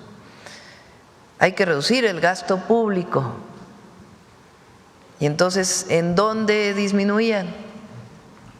Salud, educación, cultura, todo lo que tiene que ver con derechos sociales. Ahí era la mayor reducción. Nosotros, ¿qué decimos? Nosotros no llevamos a cabo esas políticas de austeridad del pasado. Le llamamos austeridad republicana, porque tiene que ver con reducir el costo del gobierno a la sociedad. El gobierno no tiene que ser gigantesco para cumplir con su tarea. Mientras más eficiente, mejor. Entonces reduce los gastos administrativos y se dedican los recursos a lo esencial. Incluso decían gasto en educación, nosotros le llamamos inversión educativa. Inversión en educación, porque no es un gasto, es una inversión. Entonces este año estamos dando más recursos a educación básica, más recursos a educación media superior y más recursos a educación superior, más recursos a becas y más recursos a mejoramiento de la infraestructura educativa, a escuelas. Ese es el programa completo. Las becas para niños y niñas pues son muy importantes, las vamos a dar en dos partes. Primero cuarto, quinto y sexto, y después ya cerraremos el 2026 ya de primero a sexto de primaria. De tal manera que desde primero de primaria hasta el tercero de preparatoria estés becado. Y ya después vamos a ir apoyando poco a poco a más becas de universidad. Y en este sentido del presupuesto también me gustaría destacar el tema del sistema de cuidados, porque también se va a destinar 466,000 millones de pesos. ¿Esto cómo va a beneficiar pues a la propuesta que usted tiene de ampliar el sistema de cuidados? Por primera vez el presupuesto público tiene anexos de transversalidad, así se le llama. Entonces, se hace una suma de todos los presupuestos que hay para la Secretaría de las Mujeres, para apoyo a adultos mayores, para algo de becas que tiene que ver con cuidados, con metodologías internacionales, no es un invento, sino con metodologías internacionales, se suma lo que tiene que ver con sistema de cuidados. No quiere decir que ahora hay 464,000 millones de pesos adicionales al sistema de cuidados, sino que por primera vez aparece en el presupuesto todo lo que el gobierno destina al sistema de cuidados. ¿Qué nuevas cosas hay para el sistema de cuidados? Para apoyar a las mujeres. Los CECIS, los Centros de Educación y Cuidado Infantil, los centros libres, que es un centro libre por cada municipio de apoyo integral a las mujeres. Esas dos son las principales acciones nuevas que se hacen dentro del sistema de cuidados. Hay un anexo transversal de pueblos indígenas. Entonces, no solamente viene ahora lo que es del FAIS que va a pueblos indígenas, o sea, el presupuesto que se da directo a las comunidades, sino también todos los apoyos del bienestar que van a comunidades indígenas, se suman y se ponen en ese anexo. Igual para mujeres, hay un anexo para el caso de género y otros temas. En otro tema, Presidenta, ahorita que se tocaba el tema de los aranceles, preguntarle cómo van las pláticas, por ejemplo, con la India, porque también la India es un país con el que no tenemos tratado comercial. ¿Cómo van las pláticas? Sobre todo porque usted ha mencionado que tienen el interés su gobierno en fortalecer el sector farmacéutico y tener una relación con la India. Sí, por ejemplo, vehículos es una parte que tiene aranceles, vehículos importados. Nosotros no importamos de la India, ¿no? Se importa, pero muy poquitito de los vehículos estos pequeños que son casi de manera individual su importación. Prácticamente no hay afectaciones en lo que importamos de la India y seguimos trabajando con ellos en distintos temas. Siempre vamos a hacer mesas de trabajo, de diálogo. Lo que es muy importante es que nosotros no estamos en contra de esos países, ni es una actitud discriminatoria, ni tiene que ver con un solo país, ni queremos generar algún conflicto con ellos, ni mucho menos, y nos interesa el comercio con ellos. Es una medida que tomamos de fortalecimiento de la economía nacional con aquellos países con los que no se tiene tratado dentro del marco legal de la Organización Mundial de Comercio. Por último, también preguntarle, hace unos instantes se publicó una lista de streamers con mayor visualizaciones y usted está en tercer lugar. ¿Qué opinión le merece, Presidenta? No lo he visto, no lo pude ver. Pero pues gracias por ver la mañanera. Ya subió de rating ahora que regresamos de vacaciones. En vacaciones bajamos un poquito. La gente estaba en otros temas. Pero ya regresamos poco a poco a nuestro rating habitual. Muchas gracias, Presidenta. Bueno, vamos sobre. Lo vemos el miércoles si quieres, para que traiga bien la nota y que se pueda explicar, si te parece. Vamos sobre educación, a ver aquí y luego acá. Buenos días, Presidenta. Julio Mar Gómez, de Medios Digitales del Pacífico, Más del Pacífico.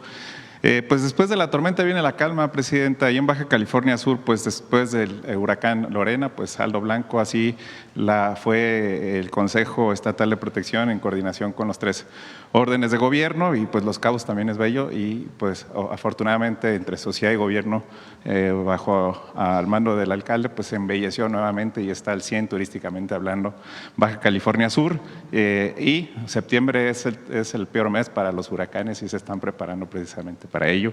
Presidenta, tuve la oportunidad de estar en el IMSS Troncoso, IMSS del siglo XXI aquí en la Ciudad de México.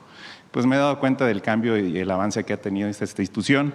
Sin embargo, estuve en la especialidad de cirugía plástica y reconstructiva y tuve la oportunidad de estar al lado de una persona, una mujer, la cual pues después de haber tenido este proceso de cáncer de mama, pues perdió un seno, vaya. Vi a otras personas que habían perdido 2. Había un programa en el IMSS, tuve la oportunidad de hablar con una médica especialista que comentaba que existía ese programa, ya no está, y pide si podría volverse a retomar, dado que pues es algo que a las mujeres afecta muy puntualmente en su problemas psicoemocionales. Sí, está contemplado. Todavía se hace, pero no, ahora lo vamos a implementar en el 26. Son parte de los planes que me propuso SOE para el IMSS el próximo año y sí, es muy importante. Sí, es muy importante porque había el programa nada más de precisamente de que era a medias, vaya. Y ahora qué bueno que me da gusto escuchar esta muy buena noticia para las mujeres que enfrentan este grave problema. Presidenta, usted ayer platicaba sobre el huachicol. En mi estado pues no hay ductos de Pemex, no hay ductos de gas, no hay ductos de este tipo y a veces me preguntaban qué es el huachicol. Entonces les digo que pues dependiendo del huachicol fiscal, el huachicol de petróleo, el huachicol, entonces desde aquí, desde las dependencias de los legisladores se menciona el huachicol y no se le da el nombre completo, vaya, del delito que es, vaya, el robo de combustible, el contrabando, pues no pago de impuestos y demás. Y también se menciona mucho, y si queremos cambiar una cultura, pues de los cárteles, el cártel inmobiliario, el cártel del gol, el cártel de muchas cosas y pues desde aquí mismo estamos cometiendo estos errores incluso hasta en los propios medios. Y lo digo referente porque ya pusieron un nuevo cártel en La Paz, Baja California Sur, que le llaman el cártel del agua, en donde se coluden algunos sectores de pipas y también sectores presuntamente de políticos y también de gobierno municipal. Sin embargo, los piperos y ciudadanos al que no les llega el agua tienen un problema que le han cerrado las garzas y no pueden distribuir este agua. Piden que a través de usted y a través de Conagua pues se dé una revisión para que pueda ser equilibrado la distribución, dar el agua para poder redistribuir. Los piperos mandan este mensaje que sí podría intervenir el Conagua. Sí, por supuesto, le decimos a Conagua. Muchas gracias, Presidenta. Y también preguntarle al secretario de Educación Pública, ¿cómo es que vincula todo lo que contempló la estructura, a la estructura esta que mencionó, a los programas de salud? Vida Saludable es muy buen programa. Pues uno de los compromisos presidenciales es convertir a las escuelas en espacios para la prevención de la salud y la promoción de la salud y la prevención de las adicciones. Entonces, es una estrategia muy amplia. Empieza con los contenidos. En la nueva escuela mexicana, a los niños se les enseña hábitos saludables, la importancia de la alimentación saludable. Ahí, por ejemplo, les enseñamos esto de los refrescos, de la enorme cantidad de azúcar que tienen y por qué no consumirlos y cómo impacta en su bienestar, la importancia de la activación física. Con mucho éxito se prohibió la comida chatarra y la venta de refrescos al interior de las escuelas. Cada que vamos ahora a una escuela es muy creativo cómo las cooperativas ahora venden frutas, venden ensaladas, venden otro tipo de alimentos y los niños lo han aceptado muy bien, están contentos, están felices. Adicionalmente está la estrategia junto con el IMSS y la Secretaría de Salud, donde se está revisando a todos los niños y niñas de escuelas primarias públicas. Van a ser 12 millones. Ya se han revisado ya a 4 millones. Se mide el peso, la talla, se calcula el índice de masa corporal, se les revisa la vista, si tienen necesidad de utilizar lentes, se les revisa su dentadura, se les pone flúor, se detecta si tienen caries. Ahí se genera un reporte, se les da a los padres de familia. Si tienen sobrepeso o obesidad, que vaya a una clínica para recibir orientación nutricional del sector salud. Si tienen caries, lo mismo, que les quiten las caries. Más de la mitad de los niños nunca ha ido al dentista. Ahí se les da ya una cita para que vayan a una clínica del sector salud y se atiendan. Y en el caso de los lentes, también se les da una cita para que se les revise con aparatos de última tecnología si efectivamente necesitan lentes, cuál es la graduación exacta, y se les dan los lentes totalmente gratuitos. De los datos que tenemos ya, que no son encuestas, no son proyecciones, son datos reales de 4 millones de niños y niñas, tenemos que el 4 de cada 10 tienen sobrepeso u obesidad. Por eso la importancia de que en el paquete económico 2026 venga este impuesto al refresco, porque es consistente con la estrategia de vida saludable. Vamos a lograr que esta generación de niños y niñas consuma menos refrescos, pero también tiene que haber menos refrescos en casa.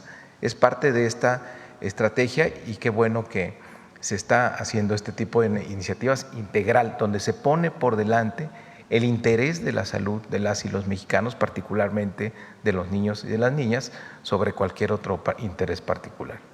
Gracias. Que ya, por cierto, en las redes sociales dicen que es el impuesto de la salud. ¿El impuesto qué? De la salud.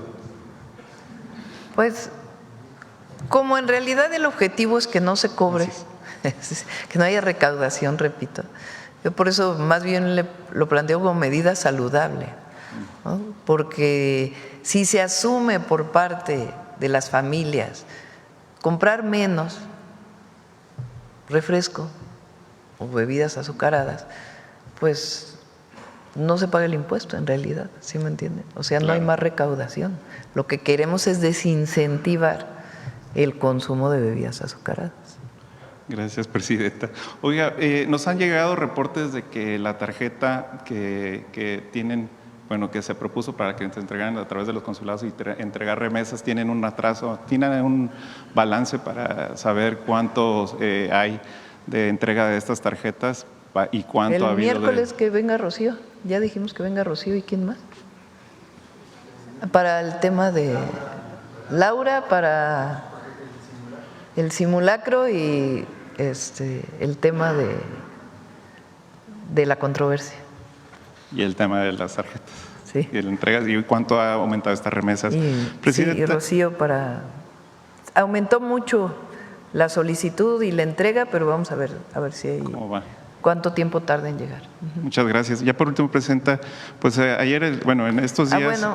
dígame. Recuerden que está suspendido, no sé si incluye a Finavien. No creo, porque es distinto, se hace desde allá. Estados Unidos puso un impuesto a todo lo que se envía desde todos los países del mundo a Estados Unidos. Y se tuvieron que suspender los envíos porque Estados Unidos todavía no tiene la plataforma de cómo se tiene que pagar ese impuesto. Entonces, prácticamente todos los países del mundo suspendieron los envíos. Por ejemplo, las líneas aéreas suspendieron los envíos de carga a Estados Unidos por esa vía, porque no está claro cómo se paga. Creo que ya lo están resolviendo y ya se van a reanudar. No sé si eso influya, pero lo revisamos. Muy bien. Presidenta, el senador Adán Augusto López dice que va a bajar las operaciones del Senado prácticamente en 500 millones de pesos. ¿Para qué alcanzaría si no lo solicitara el Senado en el gobierno de su administración? Pues educación, salud, cultura, lo que le falta al INAH y a cultura de presupuesto, que estoy segura que se va a reorientar del Poder Judicial, pero puede incorporarse, y obra pública, esencialmente creo que. Muchas gracias, presidenta. Sí. Bueno, dije que acá, ¿verdad? Gracias. Ya son 9:15. Gracias, además presidenta. salimos hoy de gira. Citlali Guerrero de Bajo Palabra. Presidente, el día de ayer Acipona colocó una reja con puntas cortantes en el malecón de Acapulco, en el mismo lugar en donde el artista visual y ambientalista Luis Arturo Aguirre se tiró un clavado para pedirle que escuchara al pueblo que pide que el Jardín del Puerto no tenga locales comerciales, como usted se comprometió aquí en noviembre. Preguntarle, Presidenta, si usted dio la instrucción de que se colocaran estas mallas. No di la instrucción, pero fíjate, puntas. ese día que fui a inaugurar el Marinabús, la gente gritaba 80-20, 80-20. Y pregunté, ¿por qué es eso de 80-20? Me dicen, pues que quieren que 80% sea área libre. Verde. Y solamente el 20% sea Verde y cultura. Sí, nada más que ya tiene banqueta, una parte del puerto. Entonces, pues esa parte no puede ser área verde. Entonces le pregunté al almirante, oiga, ¿y cuánto va a ser área libre? 90%, me dice. Le digo, entonces, ¿cómo 80-20?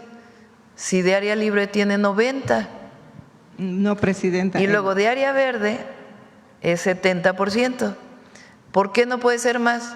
Pues porque es justamente el malecón por donde se camina. Entonces, ha habido muchas reuniones y se ha explicado. Digo, no sé por qué se colocó esta reja, Sí, lo voy y es a con preguntar. punta cortante que impide pues la vista, o sea, los turistas que vayan. Pero no creo que sea definitivo, ha de ser algo temporal, pero lo preguntamos para que se te pueda informar. Pues sí, pero sí es importante que todos sepan. Presidente. Incluso lo dije en mi discurso. Bueno, no va a ser 80-20, va a ser 90-10. 90 área libre y 10 de área comercial. El área comercial, ¿para qué es? Para poder mantener el espacio, no es ningún negocio de nadie, sino que las rentas van a permitir pues mantener todo el espacio. Y de área verde el 70%, porque pues tiene el malecón. Presidenta, el proyecto que presentó Asipona el 29 de julio y que es público, tiene 24% de espacios verdes, 18% de locales comerciales, 9% para espacios artísticos que no cumplen con los requerimientos mínimos para hacer una presentación de danza, de teatro. O sea, el escenario es grava suelta, entonces no es el 90% que le informó esta persona, porque es público el proyecto y ellos mismos pusieron el porcentaje que solamente el 24% es área verde. Pues eso es lo que informamos, así va a ser. Y ha habido mucho diálogo, muchísimo. Ha habido muchísimas mesas de trabajo. Esa zona estuvo abandonada por 15 años. 15 años. Nadie Estaba dijo en nada litigio. durante 15 años. Nadie. Nadie dijo nada durante 15 años de esa zona. Ahora que se está recuperando, y siempre hay que escuchar a todos, ¿no? Es que dicen, no queremos que se recupere. Presidenta, eso estaba en litigio porque justamente en el 2011, sí, API cerró esa zona del Jardín del Puerto y ambientalistas se ampararon y el juicio duró 11 años.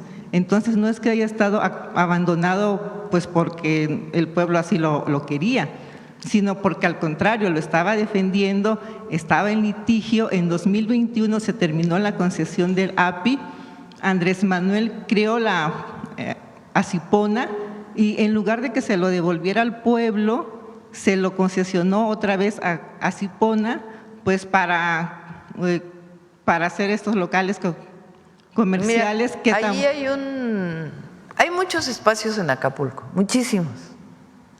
Hay ahí un club de golf que es público, que tiene Fonatur. Se pueden sentar para ver en ese espacio qué otras actividades culturales puede haber. O sea, hay muchos espacios en donde se pueden desarrollar actividades culturales. Ahorita ese club de golf está cerrado porque no dan, digamos, los recursos a lo que… o está abierto, creo, pero lo utiliza muy poca gente. Entonces, hay muchos espacios en Acapulco donde se puede hacer actividades culturales. Ese espacio en particular tiene un proyecto y hay diálogo, pero se tiene que tener la perspectiva de llegar a acuerdos, no de todo decir no. O sea, todo mundo tiene que buscar las mejores condiciones para el puerto. Y ese es un proyecto de rescate no solamente de la Cipona, sino del centro histórico y del fuerte que está ahí. Entonces, no fue pensado, o sea, no está diseñado así nada más sobre las rodillas, sino que tiene un proyecto de fondo. Y se puede platicar con todos los colectivos culturales de Acapulco distintos espacios adicionales donde pueda haber actividades culturales. Gracias, Presidenta. En otro tema, quisiera preguntarle si dentro de su estrategia educativa ha pensado generar espacios para niños y jóvenes con algún espectro autista y neurodivergentes, quienes tienen menos posibilidades de acceder a una licenciatura, como es el caso de Santiago, un adolescente de Acapulco que su sueño es estudiar cine, pero la oferta más cercana es aquí en Ciudad de México, donde solamente existen 2 escuelas públicas, que una acepta 15 al año y la otra 22, lo que dificulta el acceso a personas con autismo o con algún trastorno de salud emocional. La mamá de Santiago le mandó una carta en donde le pide que abra un centro de capacitación cinematográfica en Chapultepec, en donde jóvenes como Santiago no sean rechazados. Usted aquí ha dicho que es feo que un joven sea rechazado en sus aspiraciones para estudiar. Entonces, pues actualmente Santiago está esperando los resultados porque postuló para el CCC. Lo vemos con gusto. Hemos estado platicando, ¿verdad?, del tema de autismo, incluso con Secretaría de Salud. Hay más casos ahora, no sé si es porque se reportan más casos y antes no se reportaban o por alguna condición. De hecho, Secretaría de Salud lo está revisando. Y sí es importante apoyar a las familias que tienen hijos con algún tipo de enfermedad de este tipo. Entonces estamos trabajando en ello y en particular este caso lo atendemos. Gracias, Presidenta. Gracias. Bueno, por último, Presidenta, sí, por favor, disculpa. Es una pregunta ya con rezago, porque los resultados de la convocatoria escenarios que lanzó el IMSS, el IMBAL y Cultura, en donde apoyan a 300 grupos de danza y música para que se presenten en escenarios del IMSS en los estados, resulta que el 30% de los beneficiados es de la Ciudad de México. O sea, lo que sigue prevaleciendo pues un centralismo, ¿no? Y estados, por ejemplo, como Guerrero, como Chiapas, que no tienen el mismo desarrollo cultural, no salieron beneficiados ni como grupo ni como escenario. Entonces, es una convocatoria que trata como igual a estados que no tienen el mismo desarrollo cultural. Entonces, preguntarle, pues, Presidenta, si estas convocatorias también deberían de reflejar la desigualdad cultural que hay en los estados, porque si se mantiene así, Guerrero nunca va a salir, ni Chiapas, ni Colima, ¿no? Y siempre la mayoría va a ser de aquí, de la Ciudad de México, y va a fomentar más el centralismo, pues, que siempre nos hemos quejado que había en el pasado. Le pedimos a Cultura, y José Alfonso, que nos ayude. Sí, yo creo que ya cerramos. 9:23. Vamos con…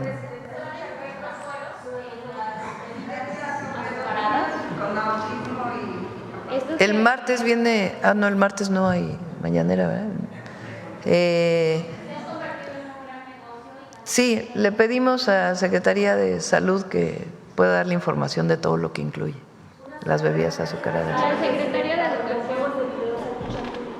¿Perdón? Por la alza del IEP que se le va a colocar de videos agresivos. También lo trabajamos, lo traemos la próxima semana, ese tema, porque tiene que ver con seguridad también.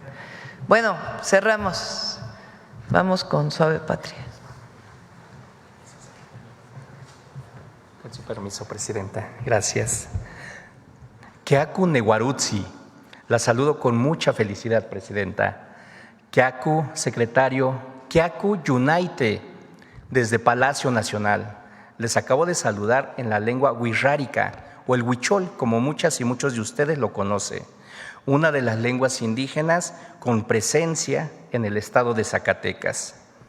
Nos encontramos a pocos días de conmemorar un aniversario más del inicio de nuestra independencia.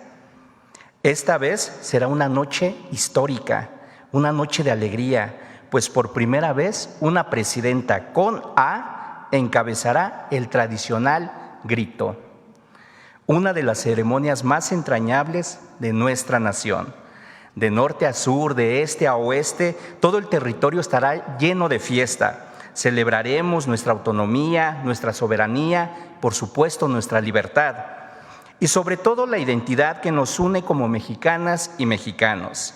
Las plazas, los mercados, las calles de todo México estarán resonando con cantos y músicas que nos recuerden quiénes somos.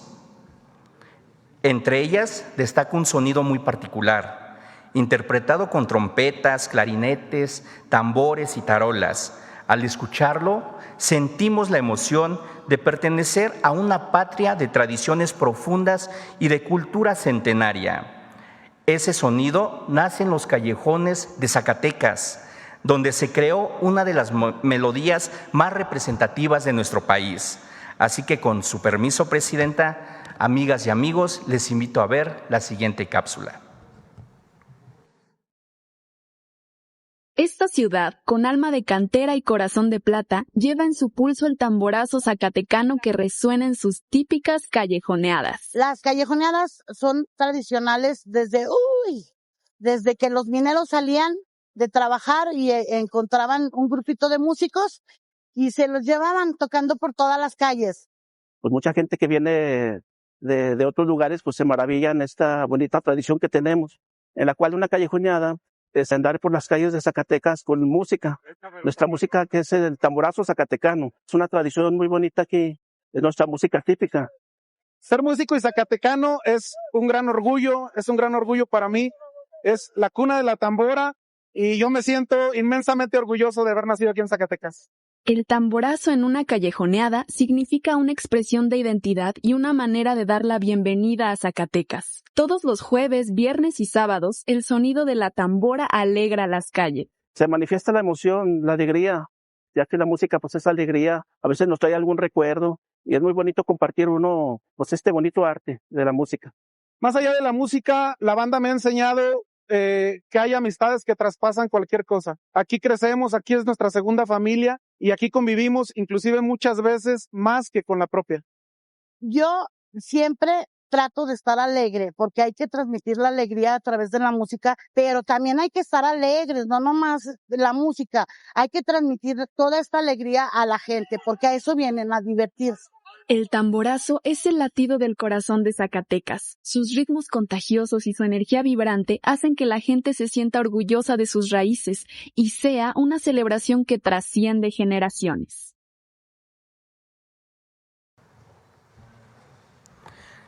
Nuestro país es grande, es enorme, por sus tradiciones y por la identidad que compartimos.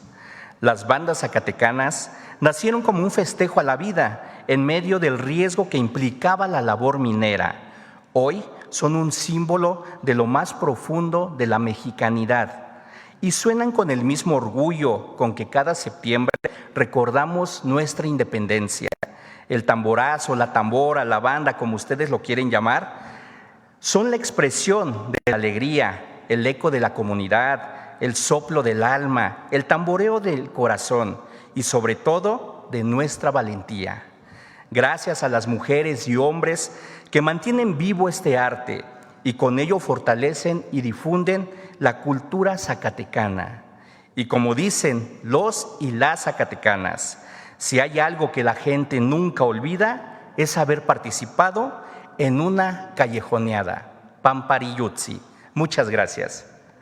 Gracias. Gracias, presidente.